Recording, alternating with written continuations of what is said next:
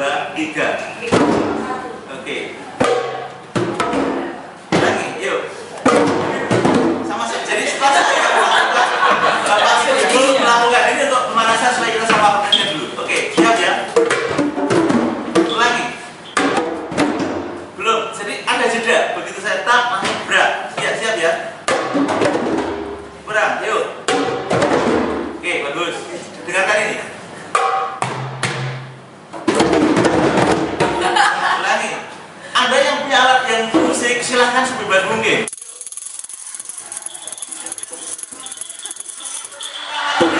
Ulangi, yuk. Siapa?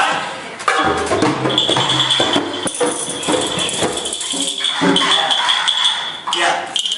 Tadi kan Bapak Ibu sudah melihat satu alat musik tidak banyak batasan tapi khas dengan saja. Kalau punya alat musik bisa ambil yang lain. Oke ya, kita coba lagi ya. Yuk. Yuk. Saya akan lembut.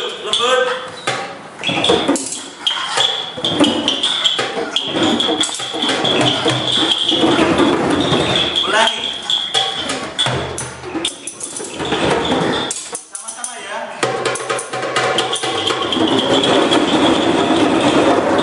Siap ya, ulangi. Yuk, mana bedanya, yuk.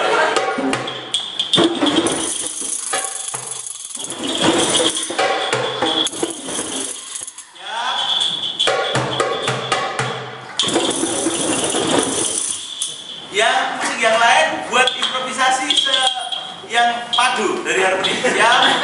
Yuk. Kita pemanasan, yuk.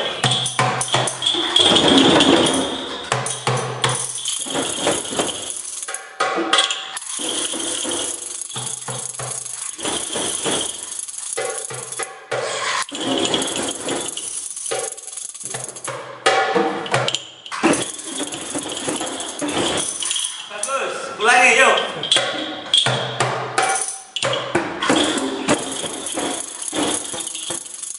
Ulangi.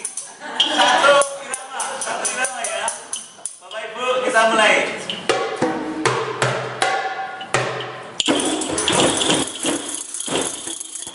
Ya, ternyata bisa masuk ya. Kita coba dengan irama yang lain.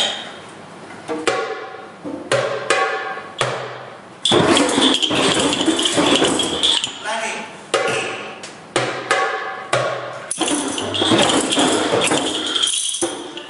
Yuk, ulangi.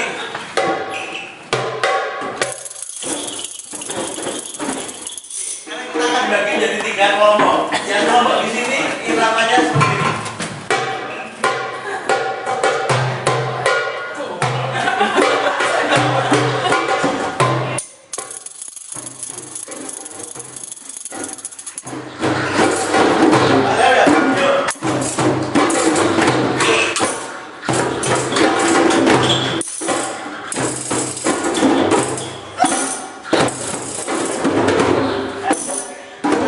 Satu, dua, tiga.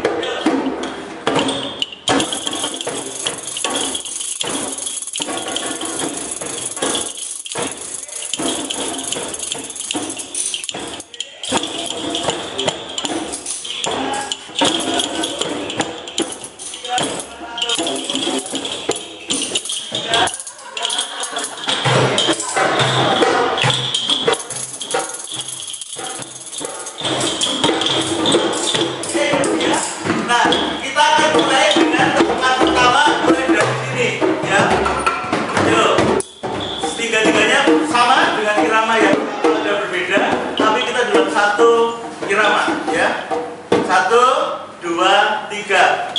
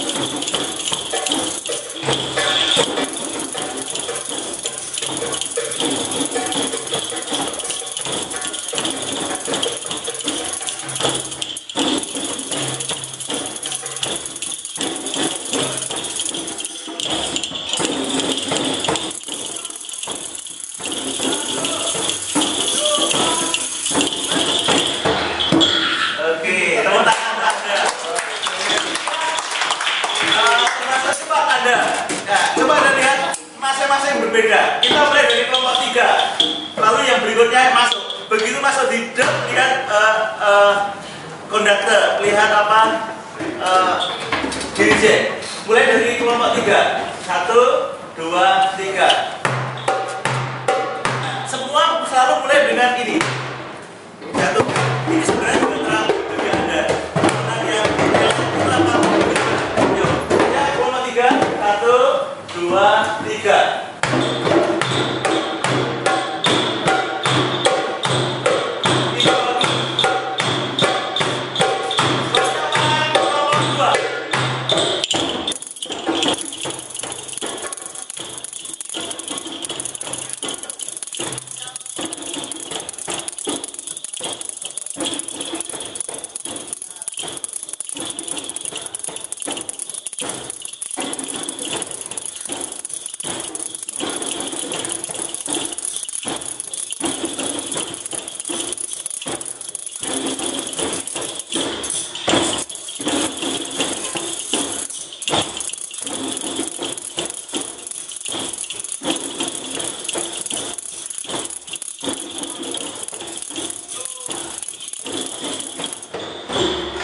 Oke, bawa tangan. Nah, Anda pernah mendengar suara angin? Gimana suara angin?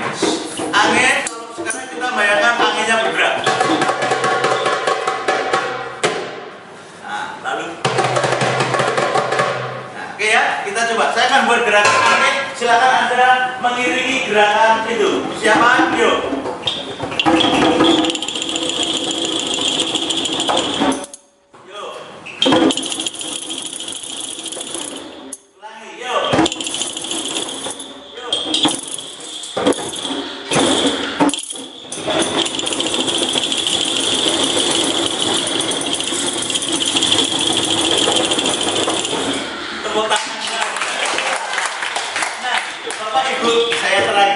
Ini film yang sedang Anda lakukannya adalah bicara tentang proses belajar itu.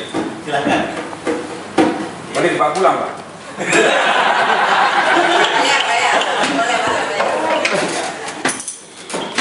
Oke. Nah, proses belajar kita tadi kalau digambarkan seperti ini. As for every single one of us, learning something new means rearranging the way our brain works.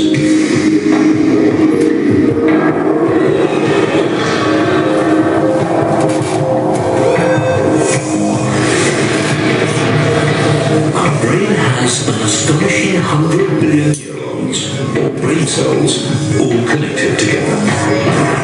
Learning is about creating and strengthening pathways through these neurons for impulses of electricity. But between each and every connection in our brains, there's a tiny gap called a synapse. For any of us to learn something new, the electrical signal has to jump across this gap to continue its journey.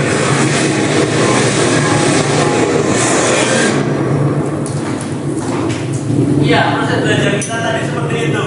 Ketika Anda awal belajar, mencoba, berlatih, tanpa Anda memilih alat yang tidak ditentukan oleh kita. The gap between the two brain cells is tiny, but that doesn't mean it's straightforward for a signal to get from one side to the other.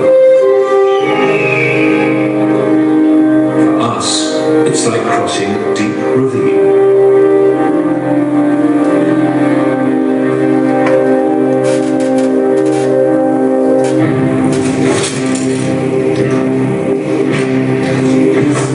And getting from one side to the other should tell us something about the way we learn. The first time a signal crosses from one brain cell to the other demands the most effort, and it's the same when we cross our ravine. The first trip across it is the hardest.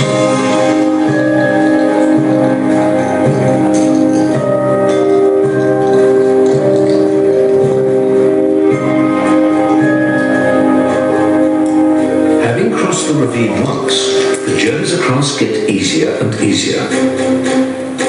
And a similar thing happens when we learn something.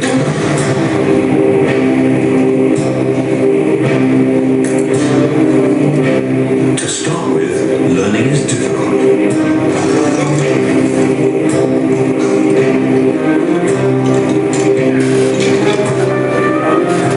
As the signal crosses the gap between the brain cells again and again, we establish a more solid pathway.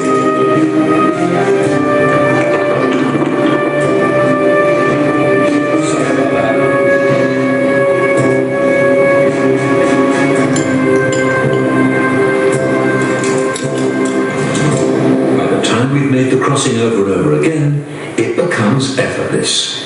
We can do it whenever we like.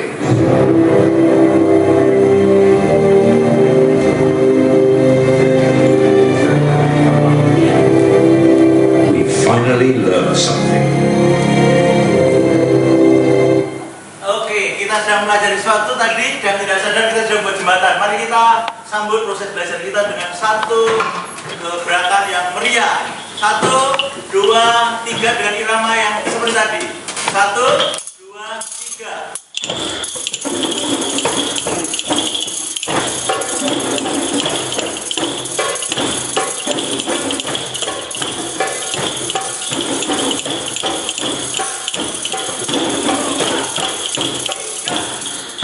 Ulangi, satu irama, seperti apa?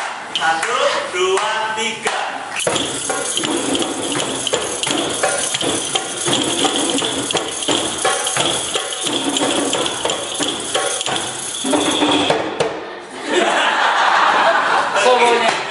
Prosesnya adalah seperti itu. Bapak Ibu, ya sebenarnya yang paling susah adalah mentransformasikan ketika tadi jalinan pertama dibuat. Tadi Ibu mengatakan butuh motivasi. Nah, mari kita lihat sip yang kami sampaikan di sini. Yang kami sampaikan di sini adalah bicara tentang bagaimana kita memiliki seni. Sebenarnya soal pembelajaran itu tidak ada yang bisa dibakukan mana yang lebih baik. Yang saya sampaikan ini hanya seni dalam pengalaman saya. Bapak Ibu punya pengalaman yang berbeda. Nah, yang pertama, smart itu seperti apa sih yang kita sebut sebagai smart? Silakan. Nah, sebenarnya proses fasilitasi itu alurnya begini. Karakter orang yang akan membantu karakter fasilitasi kita akan menciptakan outcome belajar atau kondisi dari proses fasilitasi kita. Yang pertama adalah smart. Smart itu yang pertama Anda harus memiliki spirit yang terpancar dalam hidup Anda. Anda nggak akan bisa mendorong dan melahirkan semangat dari orang kalau Anda tidak memiliki cahaya spirit dan spirit dalam diri Anda. Nah, shaping the spirit. Kalau kita miskin spirit, tidak punya semangat, tidak punya gairah, tidak punya alasan yang paling mendasar. Tadi Anda mungkin mengisi yang diisikan oleh Pak Tommy tadi soal kenapa Anda menjadi itu sebenarnya adalah basic dari Anda. Dunia pendidikan itu bukan dunia transaksional, tapi dunia transformasional. Kalau kita tidak masuk di dalam hal yang transformatif, tapi masih transaksional, nggak akan pernah namanya punya passion, punya spirit itu. Yang kedua, meaningful. Anda tidak akan pernah membekas di dalam mahasiswa atau orang yang Anda layani ketika Anda tidak punya, tadi Pak Yusuf mengatakan, gambar besar, visi yang bermakna. Saya mau mengatakan, pertanyaan yang sederhana. Stephen Covey seminggu yang lalu barusan meninggal. Di dalam renungannya dia mengatakan bahwa setiap manusia itu punya legacy. Pertanyaan saya, seandainya Anda besok atau lusa dipanggil sama pencipta, oleh pencipta, apa yang Anda akan tinggalkan? Itu pertanyaan yang paling menyakitkan ketika orang tidak punya yang ditinggalkan. Nah, seorang fasilitator itu sebenarnya ini, smart itu asset based thinking tadi sudah sempat disinggung oleh Pak Titus tadi.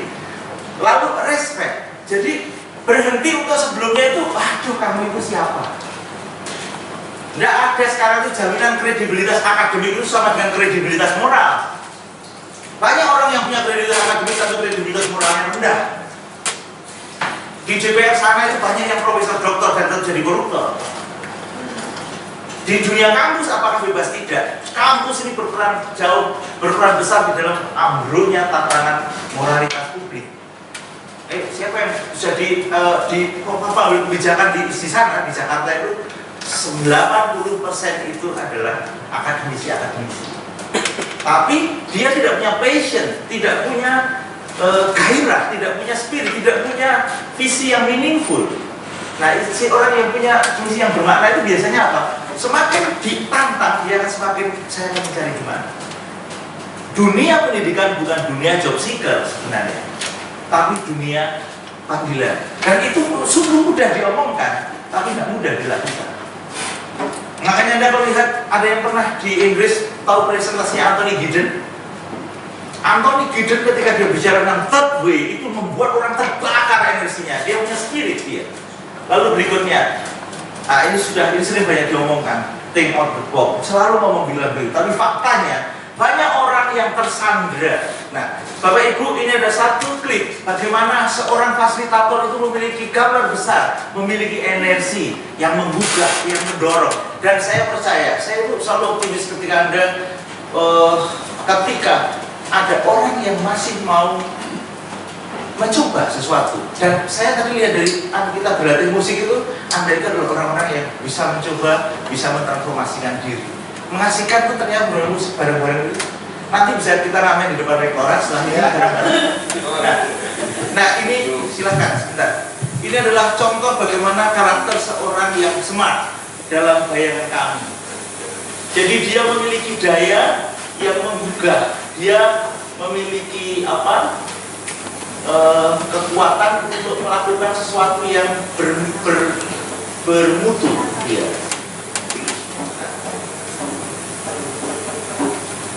I don't know if you'll join me. Your attitude's like the aroma of your heart. If your attitude stinks, it means your heart's not right. You sure this preacher guy?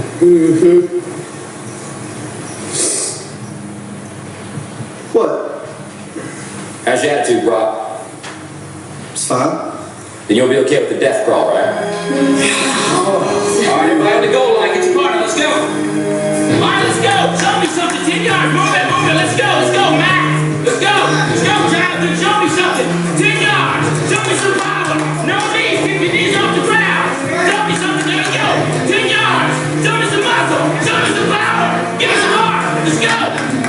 Very good, boy, very good! Let's run it back!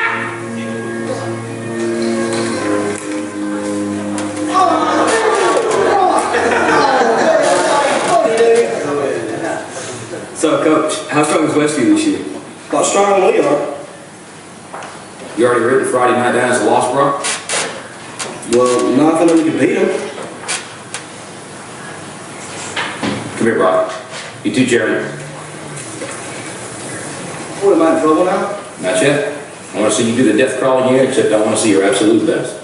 Lihat bagaimana peran motivator di What, you wanna dalam go to teknik 30? pembelajaran ini yang tadi Ibu sampaikan. 50. I can go to the 50 if nobody's on my back. I think you do a Jeremy, but even if you can't, you're constantly going to do your best. Alright. Your best. Okay. You going to give me your best? I'm gonna give you my best. All right, one more thing. I want you to do a blindfold. Why? Because I want you to give it up at a certain point when you can go further. Get down. Jeremy, get on his back. Now, get a good tight hold, Jeremy. All right, let's go, Brock. Keep your knees off the ground, just your hands and feet. There you go. A little bit left, a little bit left. There you go. Show me good effort. That way, Brock. You keep coming. Seringkali inisiatif kita di awal jadi tertawaan, dianggap sepele. Tapi kalau It's a good start. A little bit left, a little bit left. akan punya dampak yang besar. There you go, Brock. Good strength.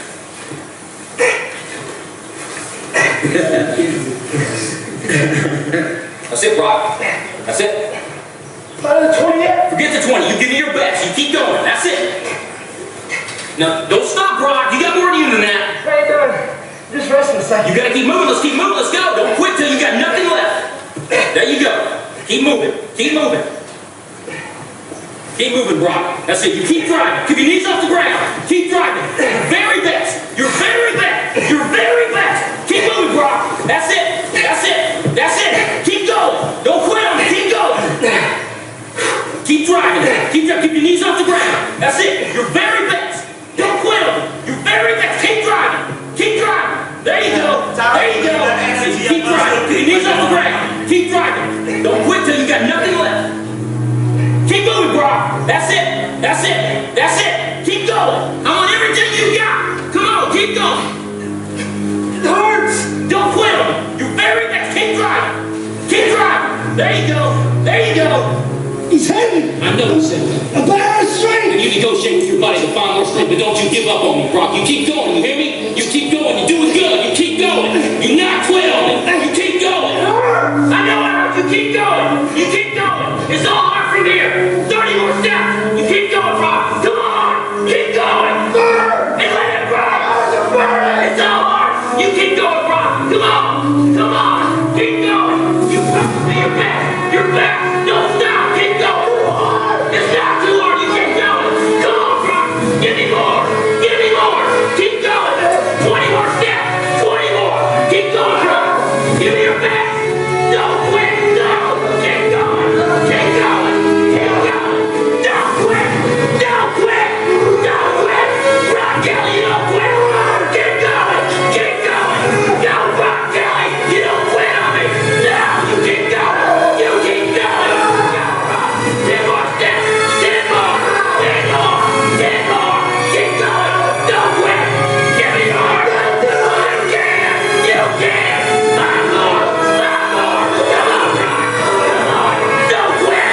Don't quit. Come on. 2 more. 1 more.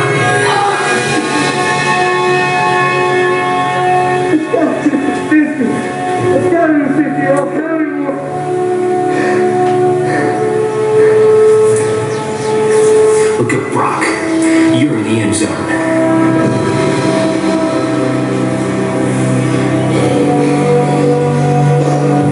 Brock, you are the most influential player on this team. If you walk around defeated, so will they. Don't tell me you can't give me more than what I've been seeing. You just carried a 140-pound man across this whole field in your arms. Brock, I need you. God's gifted you with the ability of leadership. Don't waste it. Coach? Can I count on you? Yes. Coach, What is it, Jeremy? I want 160.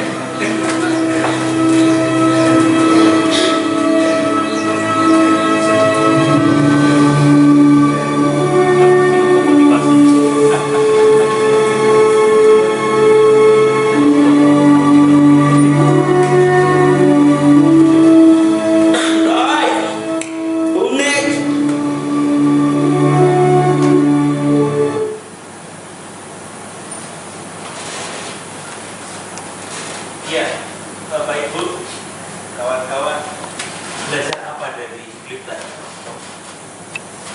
Sekarang kita menghadapi situasi di mana orang sudah merasa kalah. Kita menghadapi banyak orang yang kehilangan spirit dalam hidupnya. Tapi Anda bisa melihat berapa orang yang sekarang mau melakukan seperti sang fasilitator tadi. Dia hadir, dia menyentuh, dia datang, dia menyapa. Siapa yang tadi ketika itu merasa merinding? Itu sebenarnya nggak usah dianggap, itu sebenarnya Anda sedang memiliki energi yang sebenarnya kalau Anda ledakkan, Anda akan punya daya magnitude yang luar biasa. Nah, sebenarnya seorang fasilitator yang seperti itu, dia punya gambar besar, dia memiliki energi, dia memiliki hati. Kata-katanya kan positif semua. Maju, kamu bisa 5 langkah lagi, dan orang melampaui. Nah, seringkali bagaimana kita mendorong orang untuk melampaui tanpa orang itu tersadar bahwa dia sedang melampaui. Saya tidak sanggup, karena dia sudah bisa melewati jauh di ujung lapangan. Saya membayangkan seandainya ada di sini itu memiliki karakter-karakter seperti itu yang tadi Ibu katakan sebagai motivasi. Motivasi itu bukan kata-kata. Bagaimana menurut Anda fasilitator tadi cara memotivasinya gimana? Memberi keyakinan. Pak Titus memiliki keyakinan, Bapak? Ya, jadi dari pembelajaran tadi saya lihat satu hal yang penting itu justru pada saat pelatih itu tadi menutup mata dari si Jeffrey atau siapa tadi? Bro, ya. Jadi ketika kita menangani orang yang putus asa, kita harus menutup semua informasi yang membuat dia akan semakin putus asa, dan kita harus berjalan di sampingnya dia, menggantikan dia, dan dalam tanda kutip ngakali dia sedikit, supaya dia mau melampaui itu. Sehingga ketika di final sudah sampai ujung, baru dia tahu ternyata dia bisa. Karena memang biasanya orang tidak maju karena kan sudah takut dulu di depan. Itu matanya justru harus ditutup. Cuman saya belum ngerti nanti kok praktek menutup mata itu di dalam teknis untuk melatih mahasiswa kita bentuknya seperti apa belum ketemu saya. Iya. Terima kasih Pak. Melanjutkan dari Pak Titus tadi, sebenarnya yang harus kita tutup adalah yang deficit based thinking. Jadi bagaimana kita menutup orang berpikir tentang kelemahan, kekurangan, keterbatasan, ketidakmampuan, itu yang harus ditutup. Selalu mengatakan strength for your start for your strength. Jadi bagaimana kita bangkit dari kekuatan. Jadi Pak Titus tadi juga sekaligus ketidaktahuannya juga mengajak saya lebih tahu ketika bagaimana caranya. Yang ditutup tadi sebelum tadi kan ditutup kelemahannya dia, ketakutannya dia. Tapi kita memberikan harapan itu. Nah, dalam soal metodologi sebenarnya orang dimulai dengan pertanyaan cita-citamu apa?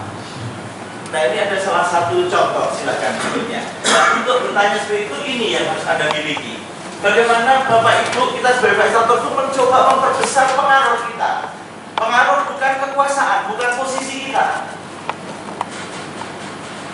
Salah satu alasan saya kenapa saya tidak banyak mau mengajar di dalam situasi formal di perguruan tinggi saya sendiri adalah semua dengan batasan. Ketika saya buat bimbingan skripsi di taman, ketika saya buat itu semua dianggap sebagai larangan.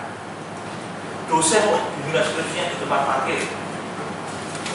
Anak itu lebih rileks dengan suasana itu. Siang saya bimbing skripsi, sekarang saya dengan target yang sangat ketat 2 semester deh. Kalau kamu 2 semester tidak bisa, aku nggak akan bisa banyak melayani karena jadwalku setahun ini seperti ini.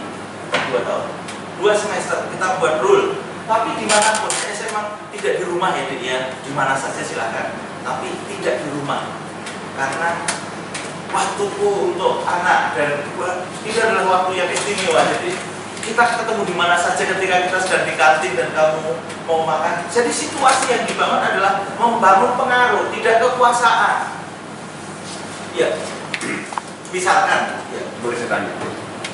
Oh, saya lihat dari klip tadi itu kan ada satu kedisiplinan yang diberikan dari si coach. Ya. Kedua, tidak ada batas toleransi, walaupun kurang 1 langkah atau 2 langkah. Betul. Tapi kalau kita mengalami di lapangan, ada intervensi orang tua atau pihak atasan. Betul. Nah, gini. Jadi sebenarnya yang harus kita yakinkan adalah sejak awal harus ada rule. Jadi saya pernah menghadapi intervensi dari seorang perwira marinir, Pak.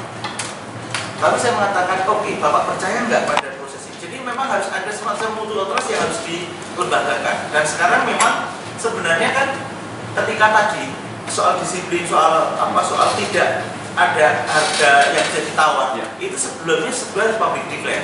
harus jelas untuk disampaikan. Sama seperti tadi yang saya sampaikan, saya tidak ada toleransi loh, saya cuma ada 2 semester. Kita aturan mainnya begini. Tadi kan saya tidak ada acara Anda datang di rumah saya nggak mau seperti yang lain mau acara. Saya boleh bebas, tapi kalau di diskotik saya nggak mau. Saya nggak mau di dalam dugem karena saya nggak bisa menikmati dugem. Karena ada juga teman yang bisa melayani sampai ke dugem gitu. Dan saya melihat hal-hal yang lain di luar itu. Tapi itu kan sebenarnya batasan-batasan yang mungkin perlu kita sepakati. Dan kalau bisa diinstitusinya dalam satu lembaga. Nah, lalu yang caranya adalah membuat kesepakatan. Pendidikan orang dewasa sebenarnya kalau kita sepakat itu sebenarnya dia yang akan memberikan argumentasi pada orang tuanya sendiri. Pengalaman saya. Jadi ketika dia pulang malam bimbingan, sementara saya waktu itu sudah saya waktunya jam segini. Dan orang tuanya kan komplain, tapi dia yang akan menjelaskan. Dan ketika itu kita juga akan membantu. Tapi intinya pendekatan yang pertama itu lebih efektif pengalaman kami itu adalah ketika rule itu disepakati oleh kedua belah pihak sejak awal. Itu Pak. Nanti mungkin Bapak punya pengalaman yang lain juga. Tapi intinya kalau Anda punya pengaruh itu intinya jangan posisi. Jangan karena saya dosen, jangan karena saya dekan, jangan saya karena rektor, jangan saya sampai mengatakan pada rektor waktu itu, Pak, mau dibuka setiap hari ada kafe morning, buka dialog Anda. Kalau seorang rektor tidak bisa berdialog dengan mahasiswa, dengan dosen itu lalu Anda akan bilang pengaruh. Pengaruh itu benar dibangun dengan dialog. Kalau nggak pernah dialog, nggak pernah nulis mau pengaruh apa? Jabatan, selesai objektif kita di jabatan nggak relevan kok. Banyak orang yang tidak tahu dia itu jabatannya apa, tapi kita sering kali mendefinisikan saya itu jabatannya apa. Nah itu yang buat kita artinya malah menjadi bencana. Yang kedua tidak menghakimi. Walaupun tadi itu menantang, tapi dia tidak menghakimi kan Pak. Jadi kamu bisa dong bisa, kamu sakit, saya tahu kalau kamu sakit, tapi kamu harus maju terus. Jadi tidak menghakimi.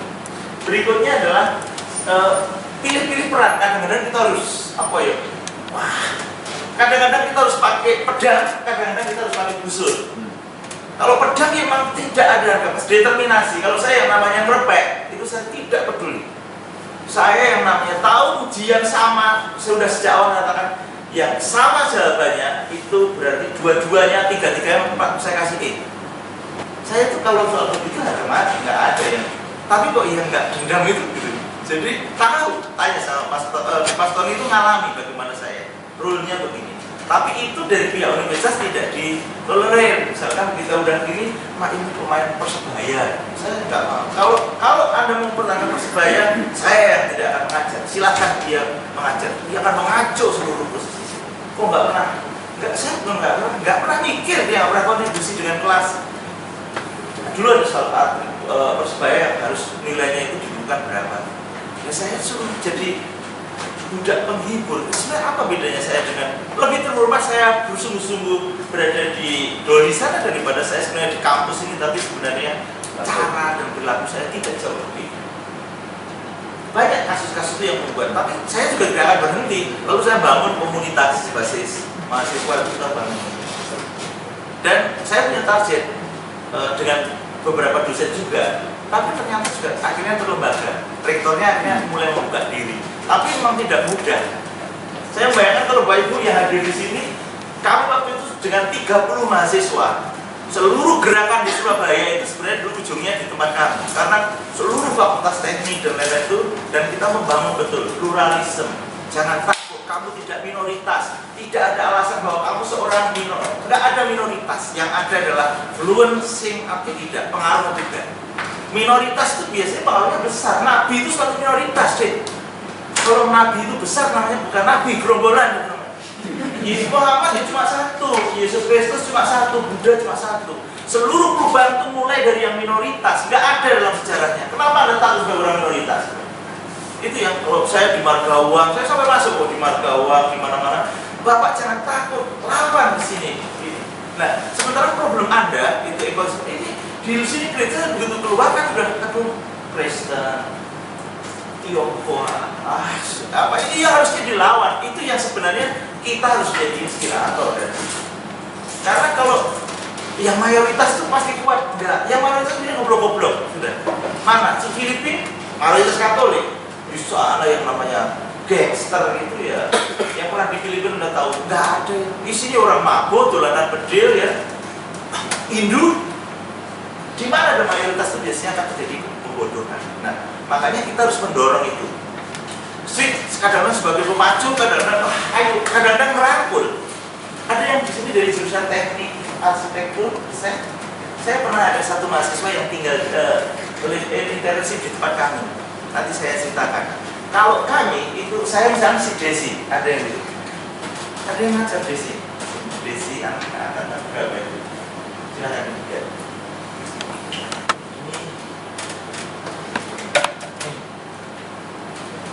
Ini Desi, ini dari si Putra yang ditempatkan.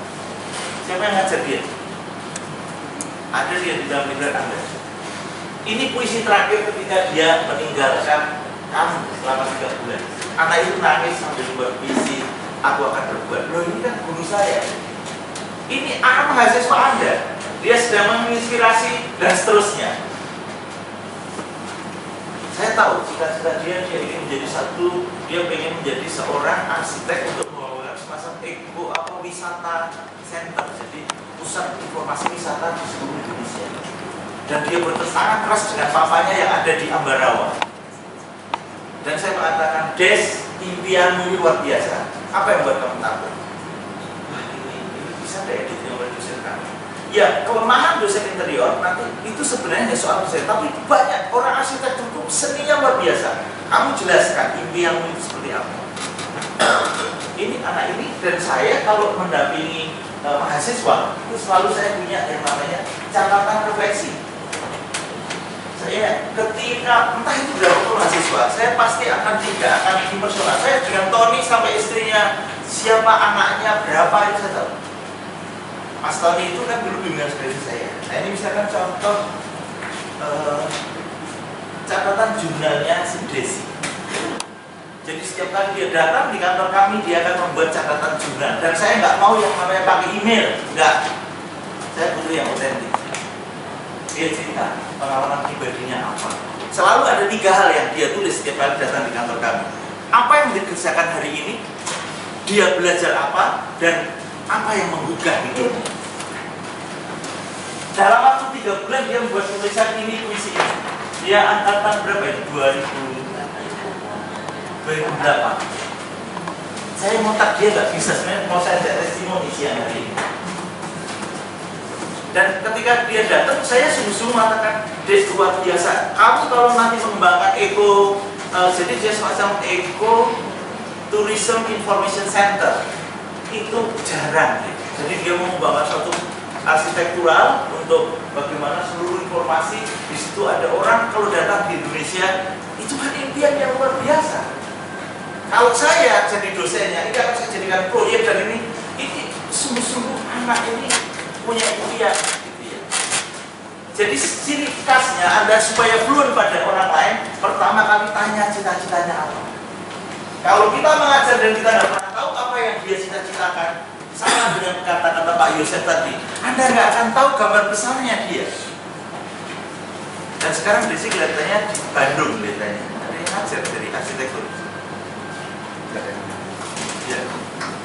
Nah, tapi Anda sebenarnya punya hal yang potensial seperti ini dan ini jangan dibuang, ini adalah anugerah. Tapi menurut saya gambaran seperti ini, Anda harus ketika Anda gambarkan bahwa Anda itu tertarik gitu loh, jangan dingin-dingin saja gitu loh. Apa intinya? Ya hubungan biasa. Kok cari itu? Ada bagaimana apresiatif gitu loh. Dan itu nggak usah mengada-ada. Anda kalau sedang senang ketika dengan putra-putri Anda kan bisa memeluk, hangat. Ada bedanya gitu ya. Namanya aja sekolah bicara tentang kan harus hangat. Kehangatan di dalam relasi itu belum jadi prioritas gede banget jumlahnya. Kalau udah gede nanti personal. Pengalaman saya di Ubaya itu gini. Alma mater yang jadi dosen itu lebih personal dibanding yang dari luar. Jadi kalau yang udah jadi dosen dari alma mater itu lebih terkitik gitu ya, artinya sama adiknya gitu ya. Kalau sementara saya itu kalau jadi, saya udah sangat biasa. Saya kuliah begini, capek, oke. Ada gitar, ayo kita mulai duduk. Yang penting, kasih tahu, saya bilang gitu, Anda itu punya kemampuan yang lebih luar biasa dibanding saya. Saya lebih tua. Kalau dari teori tadi, kapasitas otak saya lebih rendah rendah dibanding anak-anak muda yang bertumbuh. Tugasnya kita itu adalah memantik inspirasi. Tapi inspirasi butuh konsistensi. Pernah suatu ketika itu saya mengundang anak dan istri saya suruh sharing.